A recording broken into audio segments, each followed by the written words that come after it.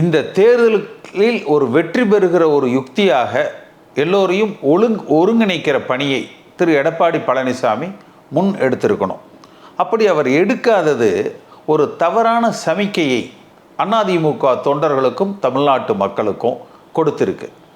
பல பேர் அதிமுக சார்ந்தவர்களின் இடத்துல பேசுகிற போது சொல்கிற கருத்துக்களே, இந்த முறை நாம் வெற்றி பெற முடியாது என்பது எடப்பாடி பழனிசாமி உறுதியாக நம்புகிறார். ஒருவேளை அவர் மீண்டும் முதலமைச்சராகி விடலாம், அது உறுதியாக நடந்துவிடும் என்கிற நம்பிக்கை அவருக்கு இருந்திருந்தால் இணைப்புக்கு அவர் முயற்சி எடுத்திருப்பார். ஏன்னா அவர்தான் முதலமைச்சர் என்று வருகிற பொழுது வேறு எந்த சக்திகளாலும் அவருக்கு இடையூறு ஏற்படுத்திவிட முடியாது.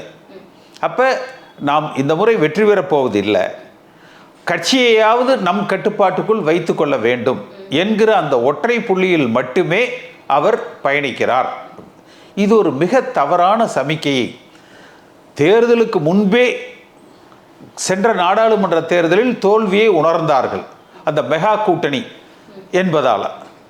இந்த முறை அந்த மெகா கூட்டணி மட்டுமல்ல, இயக்கம் ஒன்றிணைக்கப்படாததால் அந்த வலுவோடு களத்தில் இறங்குகிற அந்த நிலையையே அதிமுக தொண்டர்கள் இழந்து விட்டார்கள்.